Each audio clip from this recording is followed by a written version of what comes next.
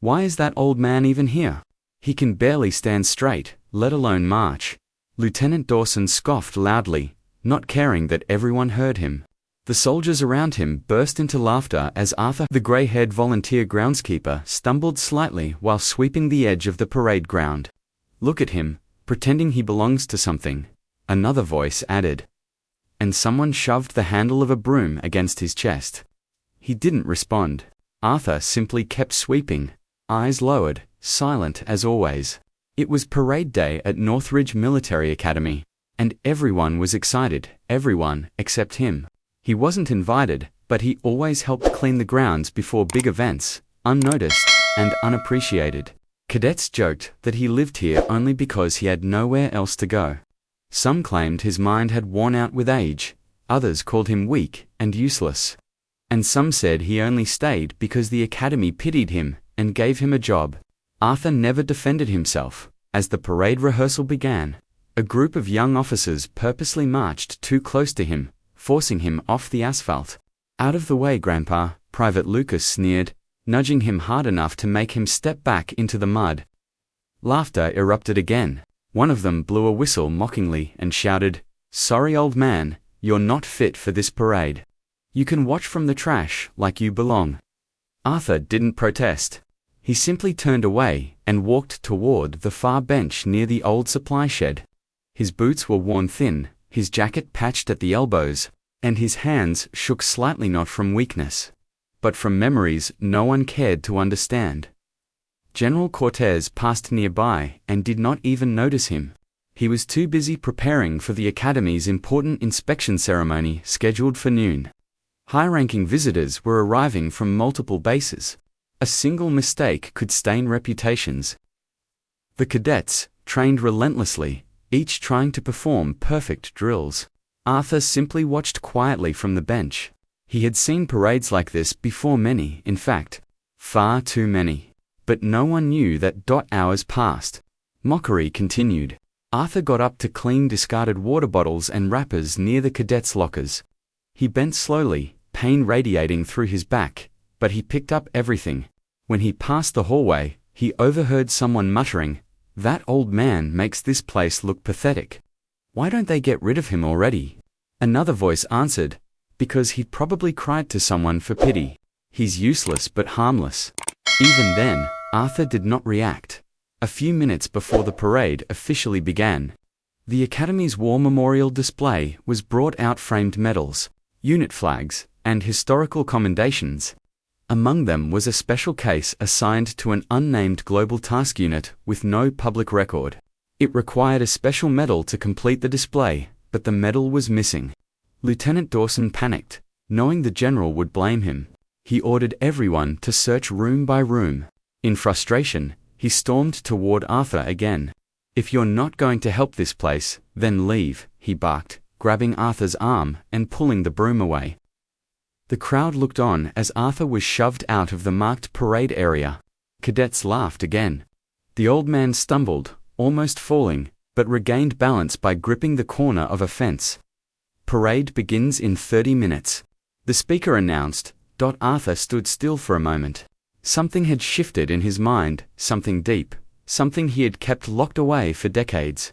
He slowly walked toward the old supply shed, the place where no cadet ever bothered to look. Inside, hidden behind paint buckets and rusted toolboxes, was a metal locker that no one had touched in years. He opened it with a small key he always wore under his shirt. He reached inside and paused, staring at the worn velvet case inside. He closed his eyes, took a steady breath, and held the medal to his chest for a moment. He had sworn he would never wear it again. But today, something different filled his heart, not pride, but responsibility. Outside, the parade music started. The entire academy assembled. The general, the officers, the students, everyone. Arthur stepped out of the shed and began walking toward them. No one noticed him at first. He moved slowly, each step echoing decades of memories. Missions that were never spoken of. Brothers lost, nights without sleep, and the weight of decisions that could never be undone. The parade announcer called, "Prepare to present honors," and all attention turned to the memorial stand. That is when someone finally saw him. Section 2. Hey, why, is he back? Didn't we tell him to get lost? Private Lucas hissed, nudging his friend. Heads started turning. Gasps spread across the field. Arthur walked straight toward the memorial stand with unwavering eyes, the medal clutched in his hand. At first, the officers scoffed again, believing he was causing a disruption. Lieutenant Dawson stormed toward him and shouted, "What do you think you're doing? You have no place here. Step away from the memorial." Arthur didn't stop.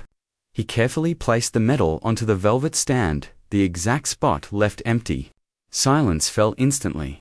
Every officer stared at the medal, their faces drained of color. It wasn't just any medal.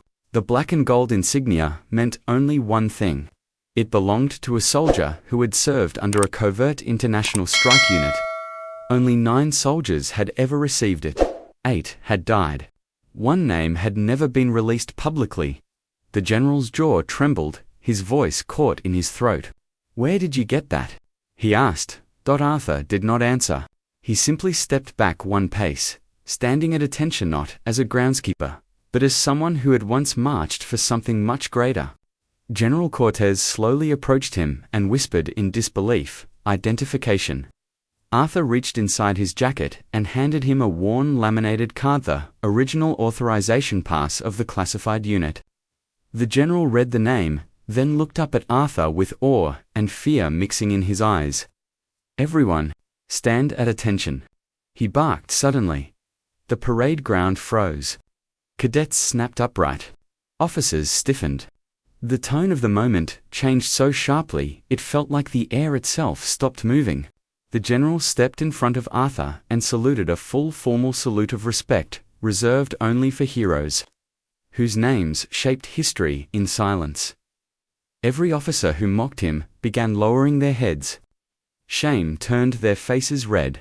The cadets who pushed him earlier could not even make eye contact. Lieutenant Dawson took a step back in disbelief, realizing the man he humiliated was someone whose actions had likely protected him long before he ever put on a uniform. Arthur didn't smile. He didn't bask in their shock. He simply whispered, "I didn't come here to be honored. I came to make sure the memory stand was complete. Today isn't about me. It's about the others who didn't come home." General Cortez's eyes grew wet. Without hesitation, he turned to the entire academy and shouted, "Present arms." Hundreds of boots struck the ground. Rifles raised, flags aligned. The salute thundered through the base.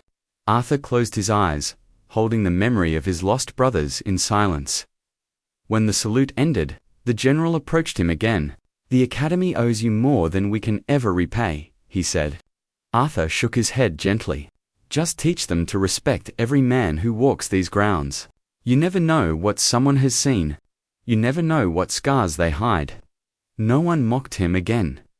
From that day forward, every new cadet heard the story not of an old groundskeeper, but of a soldier whose quiet presence reminded them that greatness doesn't always arrive with loud steps or shining medals. Sometimes it sweeps the ground around others, until history has a reason to speak, and the space beside the medal stand was never empty again.